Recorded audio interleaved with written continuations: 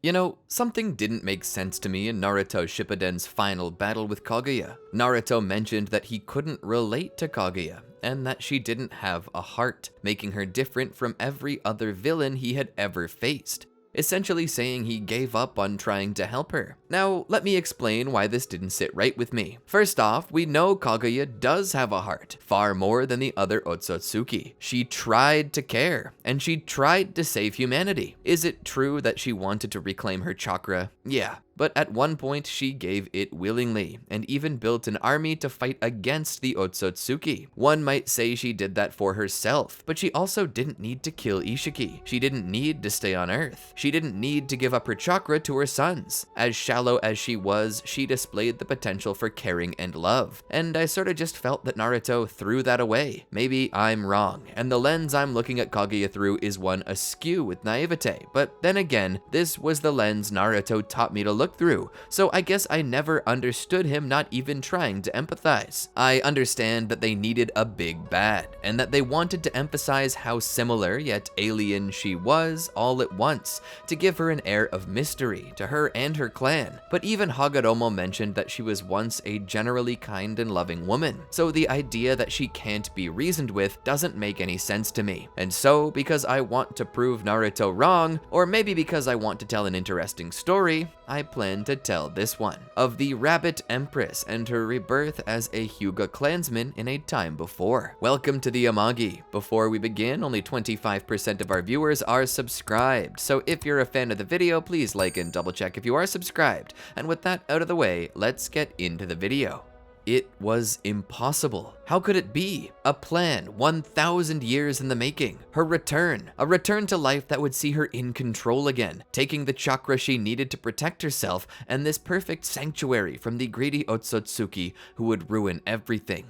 All of it was ruined. Her future, her past, none of it mattered. She was ruined. Once more sealed away. This time into a location that likely nobody would ever find her in. Eternally asleep in a moon hovering in an empty world where not even the eyes of the humans could see it. She would be forgotten. Nobody would know where she was or how to get to her. And worse still, her own servant Zetsu was now sealed up with her. She had no chance to send anything out. Not even a single vestige of her will. Nothing. She was completely and utterly sealed up and alone. This was a fate worse than death, or so she believed. And as the bits of light were covered as the crushing weight of the stone pressed upon her, she saw no more. A tear rolled down her cheek as desperation kicked into overdrive, her body trying anything, everything. She was so scared. Scared to be sealed away. Scared to be alone in the dark. She didn't want to go back. Please, don't make me go back. The light of her sealed Rinnegan, now covered by an eclipsing sun and moon symbol, somehow pushed through the seal,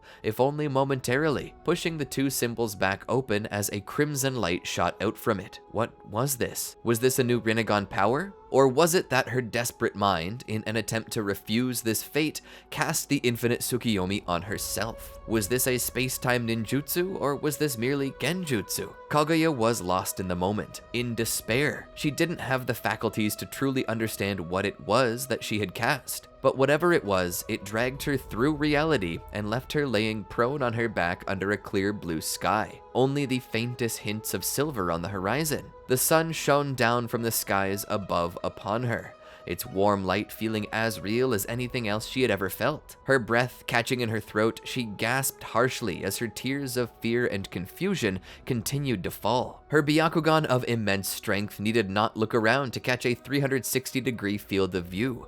Yet she did so anyway to better understand that which she saw within her peripherals. She was laying in a field of golden flowers, by the shadow of a single tree whose shade seemed to have long since passed her by. As she sat up, she began to question if it were all but a dream. Had she imagined that scenario? And what was the outcome of the war then? What place had she found herself in? She had no memories of this place at all. How had she gotten here? She didn't even know where here was. The more she looked around, the more she questioned, but the mystery only deepened when she looked down at her own body. Her hands moving toward her face, she detected a similar facial structure to her own, but slightly different, closer to that she had thousands upon thousands of years ago. A face she hadn't touched in millennia, but as her hands ran higher, she did not detect the two large bone-like crests that served as an almost biological crown embedded into her very body as proof of lordship over all creation. Something commonly seen within the Otsutsuki clan,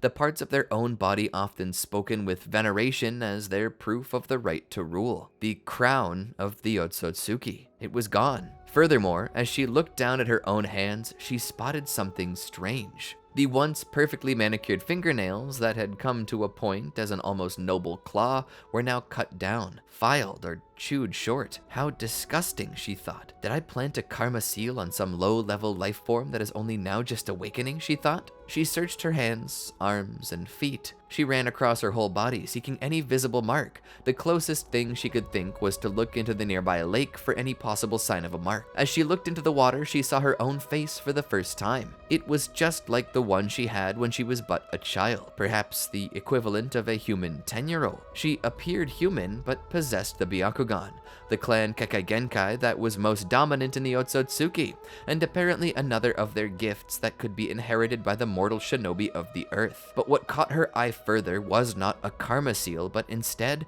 a small green mark, similar to a non-inverted swastika manji with symbols leading off to the side. What was this mark? Why did it exist? As she focused on it, she did not see or hear the feet approaching her from behind until it was too late. "What you looking at?" a voice questioned. Kaguya looked back to see another standing there. A child. A young human boy that appeared to be the same age as her current vessel, or whatever this might be. Kaguya remained silent. The boy was not a threat to her. That much was certain, but it was best to be safe as opposed to sorry. Pressing her hand forward, she went to shoot out an all-killing ashbone at him, only for nothing to happen. Looking down at her hand, she wondered why her attack had not worked. "Are you okay?" the boy asked, clutching a book in his arms, tightly hugged to his chest, his eyes and face displaying concern for the girl. Kaguya did not yet know her limits, and whatever they were, they seemed to have deeply changed compared to what they had previously been. The child didn't seem to understand that she had tried to attack it, so she simply decided to flow with the conversation. "I am fine." The boy's face softened into a smile. "Good, I'm glad," he said as he sat down before her. "I haven't seen you around here too often," he said. "Are you one of the wild Hyuga my father talks about all the time?" Kaguya did not know what to speak of. "Are you a part of the Moon Clan then?" he asked. "Moon Clan?" Kaguya asked. Hiyashi nodded. "There are rumors and legends that are passed down that a branch of our clan lives on the moon. Not many people believe it though, but I do. After all, we're directly descended from two sages, one of which supposedly went to live on the moon." Kaguya thought back. "Hamada," the boy nodded. "Hamada, the brother of Hagoromo. The legends say it was out of love that he went to live there. Something or someone truly important to him was on the moon, and he would not leave her there to suffer alone." Kaguya began to contemplate the meaning of this. Surely Hamada hadn't cared enough to spend the rest of his life living on the celestial body that he had cursed his own mother to slumber in. Looking up to the sky again, he witnessed the moon hovering in the sky, just beyond a thin veil of blue, leaving it somewhat transparent in appearance. "Who are you?" Kaguya asked the boy that seemed to know everything. The boy smiled ever so sweetly. "I'm Hiyashi," he said. Kaguya introduced herself. "Do you always call yourself Kaguya-sama everywhere you go?" he asked with a slight hint of sweat running down his awkwardly smiling face. Kaguya did not care for the disrespect, and considered killing him now and absorbing his chakra. But then again, she couldn't be sure she could even absorb his chakra right now. Thus, she let it slide. "Tell me where I am, what era it is." Hiyashi looked around. "Did you fall and hit your head?" He drew closer, ready to feel her head for lumps, only to be slapped in the face. Hiyashi was shocked for a moment before tears began to form and roll down his cheeks as his face slowly scrunched into a frown. Through his blubbering, he managed to ask a question. "Why did you hit me?" Kaguya took a deep breath. It had been so many years. She'd forgotten that human children were so fragile emotionally. An old spark, perhaps motherhood or some other benevolence, lit within her, allowing her to offer an explanation. "I am a lordess, and one as lowly as you may not touch me so freely." Hiyashi continued to cry, wiping his face with his wrists. Kaguya's eyes narrowed. Quit sobbing, child. It grows tiresome. I can't help it, he said. It hurt. There is no possibility that my strike is still stinging in your flesh, she said. No, I meant my feelings. Kaguya sat there silently for a moment. Pulling his hands from his face, she spoke. Fine. I apologize only this once for striking you, but such apologies will not be offered a second time. Do not touch me unless I give you express permission, she said. Hiyashi began to slow his crying. Still wiping some residual wetness from his red, puffy, silver eyes, he kept his eyes trained away from her. It was all the more awkward now, and Kaguya knew it. Now tell me, child, when and where am I? She asked. You're in Konohagakure, but you should already know this. Finally, he raised his eyes to hers. If I may ask, have you been hurt?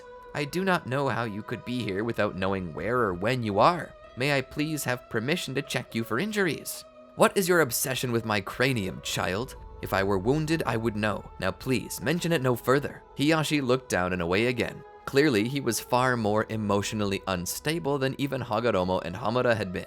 The longer Kaguya looked him over, the more she began to grow fatigued of his sorrow. But more of a feeling began to shake within her. This boy was a direct descendant from her by all sounds of it, likely descended directly from Hamada. He had always been the soft-hearted one of the two, at least more of a mama's boy than Hagoromo had been. Hagoromo was wildly independent. Hamada, though rebellious, was mostly rebellious under his brother's influence, and for the most part was subservient, even to the point that he could be easily manipulated by her. In some ways, this boy reminded her of Hamada, and maybe that's why she was starting to feel something. Deigning to bless him, she took his face in her hands and offered a single kiss to his forehead to heal whatever emotional wounds remained. Forget the strike. It was hasty of me. Your soul is kind and only seeks to help me, it appears. For that, I am grateful. This seemed to restore Hiyashi's spirits, causing him to blush and smile. Now his aversion of her gaze was for another reason. Perhaps the same reason why he decided to talk to her in the first place. Thank you, he said. I just wanted to see if you were okay, and if maybe you wanted to be friends? Friends, Kaguya scoffed before clearing her throat and saying the word again as to not further offend the boy. She nearly declined immediately, but then realized that in this new time and place she was located, his help might be necessary in understanding where she was, who she was, and where to go from here. Smiling, her mind formulating a plan to use this boy for all he was worth, decided to grace him with the title of friend for all but a little while, until she no longer needed him. Then she might abandon him and take his chakra for herself once she was restored. Looking up at the moon, she realized that this was well before she'd awakened, meaning her true body was on the moon still, and the one to help her, Zetsu, yet remained in this world under the hands of the yet living Madara. When she found her descendant, she would strip him of the remainder of his life and take for herself the Rinnegan that he had once held to begin taking back what was hers. But until that time, she needed a place to lay low and test her limits. She would indeed need to grow far stronger than this if she wished to succeed in her plans. But this was only a temporary setback, one that could be easily fixed. And with there being no more Indra or Ashura in this world, there was nobody else who could so perfectly house the powers of the treasonous son who had sealed her not once, but twice through his selfish machinations. She only just now noticed the excited boy was talking. Would you like to do that? He asked her. Sure. Of course, she said, not knowing the thing he had asked for. However, she knew that this friendship was to be a give-and-take relationship. She had to give him the things he desired if she were to expect him to give her anything. Come on then, he said, running back toward the tree. Kaguya rose to her feet, her long kimono flowing behind her as she drew closer. The boy sat down by the tree and began to open his book. Kaguya lowered herself down gracefully as the boy began to explain to her what he was reading. He spoke of times long past, of the age of the land of ancestors, of the first recorded king, Tenji, and how he supposedly met a goddess and married her. Kaguya's teeth began to grit. I do not like this story, she said. Hiyashi was surprised. Oh, have you heard it before? He asked. you could say that, she responded. Hiyashi seemed disappointed. But you may tell me anyway, Kaguya responded to try to get his hopes up. No, that's okay, he said. I think we can find a new— Read the damn book, she commanded. Startled, Hiyashi went straight into a random verse. Kaguya smiled. Is it not good to be friends with me, she asked. Hiyashi's wide eyes, still reading the book through his Byakugan's peripheral as he looked at her, nodded his head vigorously. For some time, the boy read this book to her until reaching the ending of the story. What did you think, he asked. The rabbit princess was my favorite character, she responded. But she was responsible for the downfall of the land of ancestors and grievous war that so few people survived. I'm sure she had her reasons, she said. Hiyashi laughed it off. Well, the whole thing about being a celestial being really was cool, wasn't it? She must have been very beautiful, he said. Oh, she is. Huh? Nothing. Kaguya smiled. Hiyashi looked toward the west and saw the sun slowly lowering to the horizon. Well, I think it's about time for me to head back. Would you like to come with me? He asked. Where are we going? To the Hyuga compound. It's where our people live. That is, unless you live somewhere else? He asked. Kaguya shook her head. I have nowhere else to be. Hiyashi then spoke. I'll deliver you to your parents' house on my way home. Where do they live? I do not have parents, Kaguya said with a smile. Oh, I'm sorry, Hiyashi said. Why do you apologize? You did not kill them. It's quite liberating to be my own person, she said. I don't really understand, but if it makes you happy, then I guess it's better than suffering. But all the same, where do you live? He asked. I do not have a place at current. Not unless you have one to give me, she said. Hiyashi thought about it. I could ask my father. He should know of a place for you to stay. Maybe I can convince him to let you live with us. I bet that would be so fun, he said. Kaguya offered a gentle bow of her head gracefully to offer her gratitude for Hiyashi's help. The friendship is already paying off, she thought to herself. Lifting up from the flower field, the two of them began to walk toward the Hyuga compound. Upon reaching it, Hiyashi spread his arms wide as though she had never seen it before, and he was right. She had never seen this place, nor had she ever had the desire to, yet here they were. This place she would fit in well. All the people waved toward her with joy. She waved back, and every moment thought of the insolence of having to lower herself to their level. But she needed a place to hide, to experiment. There was no telling if her presence had been discovered by anyone yet, and she was not yet used to this new body. And so they made their way to the largest house in the compound, which at least to Kaguya made her feel as though it was a worthy abode. Following Hiyashi in, they stopped when suddenly another boy appeared with the same face and clothes as Hiyashi, though his expression was a bit different. She hadn't been focusing on him in the least, and now she lost track of who was Hiyashi. She spoke. Which of you was the one that I spoke to in the flower field? She questioned. Haha, good one, Hiyashi said. No, I'm serious. I lost track of who was who, likely because your faces are so unoriginal. Hizashi's brow seemed to furrow a bit. Hiyashi cleared his throat. I'm Hiyashi. This is my brother, Hizashi, he said. So the names are unoriginal as well. Hizashi had considered raising his hand to shake hers, but decided not to. He had discovered already that he really hated this girl with a passion so burning that if looks could kill, Kaguya would already be a pile of bones. For Kaguya though, this was interesting.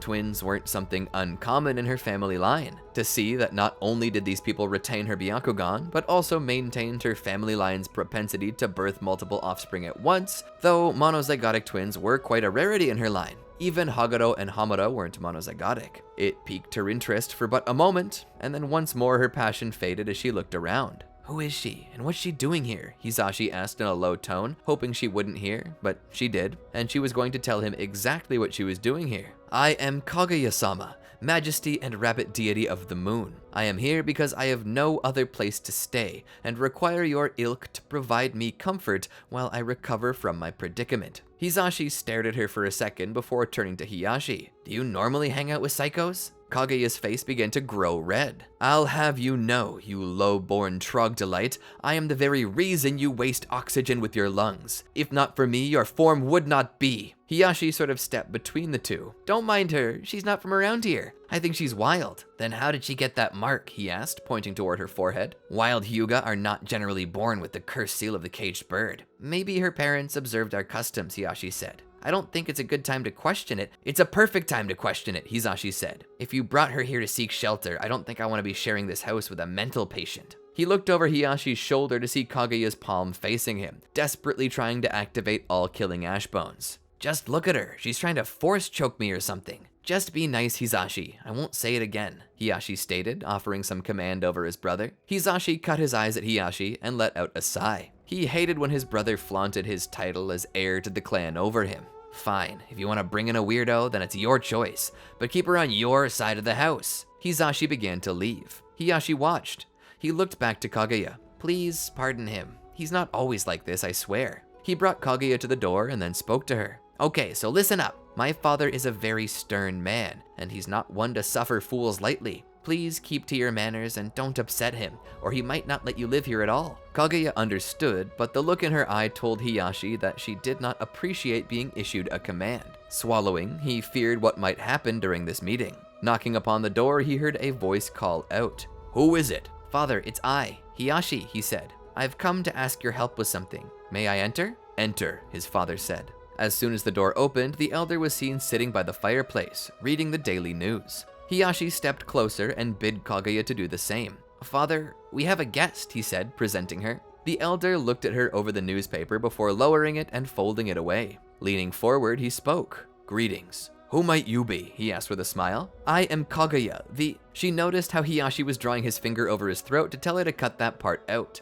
Kaguya took his advice for just this time. "I am Kaguya. What a very pretty name for a very pretty girl. How can I help you, little Miss Kaguya?" "Well, for once, a feast celebrating my presence, a warm bath, finer clothes, and the most comfortable bed in the house. These things would suffice as a start." The elder looked at her blankly for a moment before beginning to chuckle. "I see she possesses a sense of humor, Hiyashi," he said. "Indeed," Hiyashi said. "But in some degrees, not everything she said was a joke. She appears to be disenfranchised from any family or clan currently, and has neither a place to stay nor food to eat. I fear for her safety, father." The elder nodded. "You were very wise to bring her to me, Hiyashi," he said, putting his hand on his son's shoulder. "She may stay with us for the time being until I can find a clan member willing to sponsor her. Within our clan, family is the most important thing. The Hyuga each serve one another, which is how we survive. Seeing as you already possess the mark of the caged bird, you must be a member of a lost branch family. I will add these to the criteria of finding you a home accordingly," the elder said. "But for now, let us indeed hold a small feast to celebrate the return of a lost child of the Hyuga to their home." And from that, the elder rose and began to bid all of the servants to the dining room for dinner. Kaguya proceeded to find her place at the head of the table, startling all who were there. Hisashi was the first to point a finger. "Hey, you're not permitted to sit there," he said. "Quiet, Hisashi," the elder said. "For this night, I will permit this. It is a time to celebrate. Let us simply enjoy the night." Hisashi began to lower back down to his seat. All the while, Kaguya gazed through narrow, victorious eyes at him with a sneering smile. Hisashi would remain silent for the rest of the dinner, not wishing to say anything or even recognize her presence. For a time, they ate. The handmaids and servants questioned her of her origin, and Kaguya, thinking that more intense information like that would be best hidden for fear of what might be heard by unseen ears, neglected to give any definitive answer, at some points ignoring questions entirely. When asked a question she was not comfortable with answering, she would simply criticize the food. Anything she took as being over or undercooked. If the texture was wrong or if she simply did not prefer this food, she would say so. As such, she came across overly critical, and she had every right to be. Or so she believed. This service was subpar, and not anywhere near on par with what she deserved. But what could be done? This slop would simply have to do, if only to fill her stomach and keep her alive. As the dinner ended, she was certain to be the first in the bath, not wishing to experience a cold or already dirtied bath due to the archaic way these people bathe. Including enough bubbles to keep herself occupied, she relaxed for but a moment in the tub.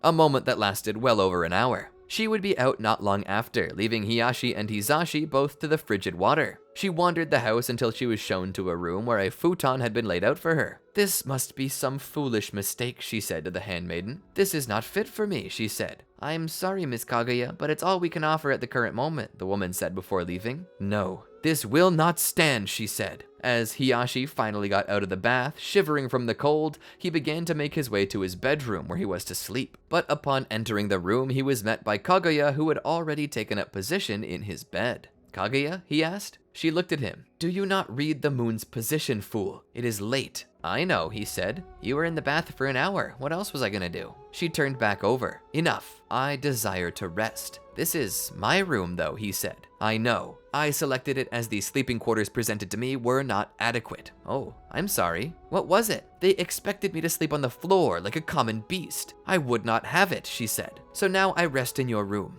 It is better than nothing, I suppose, which that bed was tantamount to. Hiyashi stood there. Well, then, where am I supposed to sleep, he asked. It is none of my concern. If you feel as though an honored guest should sleep upon the floor, then perhaps you should try it for yourself and see the error of your ways. From there, she answered him no more. Hiyashi, letting out a sigh, made his way to the guest room and laid out on the floor atop the futon. On his way there, the elder stopped by, saw this, and spoke. Hiyashi, what are you doing in here? Being a good host. For the next few days, nothing really changed. This was the way things were now. This was the new normal. All the while, Kaguya mentally sparred daily. Testing her body's limits, she found she was capable of casting any jutsu she previously had under the 5 basic nature transformations, but anything requiring Kekkei Genkai, save for the Byakugan and its associated techniques like the Gentle Fist, were out of her reach. It seemed that her genetic data had been overwritten, and without a hide nor hair of a karma to see anywhere upon her body, she knew that this was unlikely to change. Not without first regaining access to her original body, which currently should be located within the mountain's graveyard. The rest of its power split between 9 random individuals. She did not yet have what it would take to conquer these people, but once she possessed enough strength to find Madara,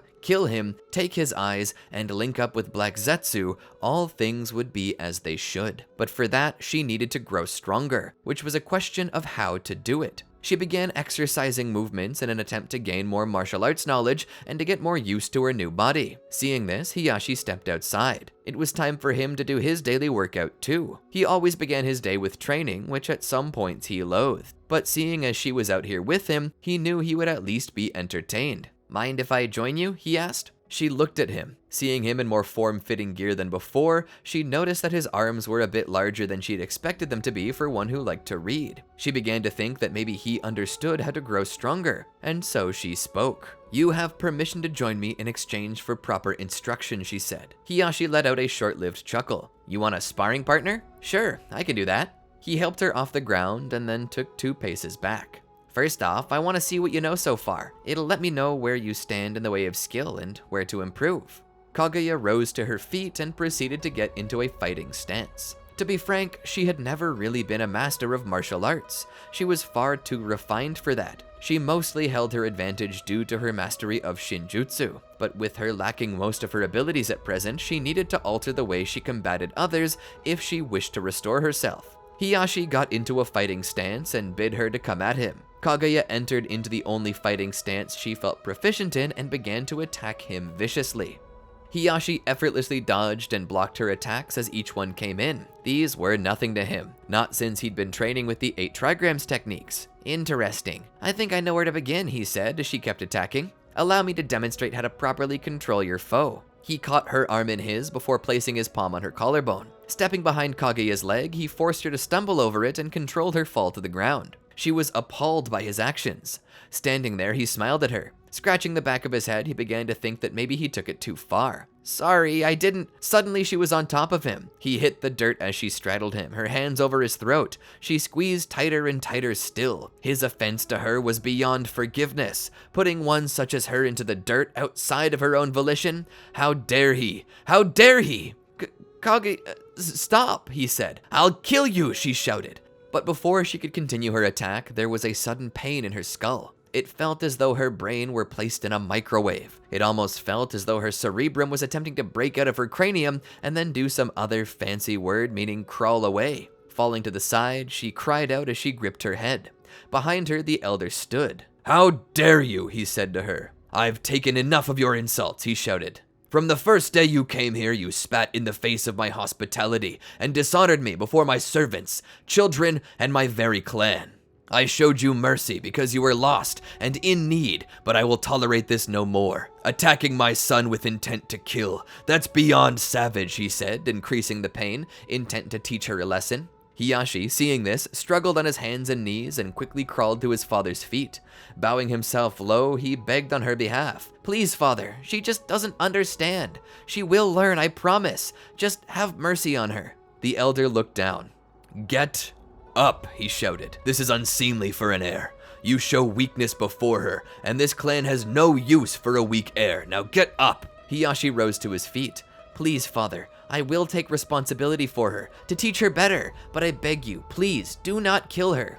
Give her one more chance. I promise I can make something out of her." The elder looked at Hiyashi for a moment and saw something hidden in his eyes, something more than just defending the actions of a friend. "Please, father, I beg you," he said. The elder took a deep breath and looked back to Kaguya. "What could you ever see in a spoiled, dishonorable brat like her?" he asked. "I see everything in her. Please." The elder sighed deeply once again. Releasing Kaguya from his grasp, he spoke. "Fine. I will forgive her actions these past few days, but she will learn her place, and she's your responsibility. Anything she does will come back on both of your heads. That I promise you," he said.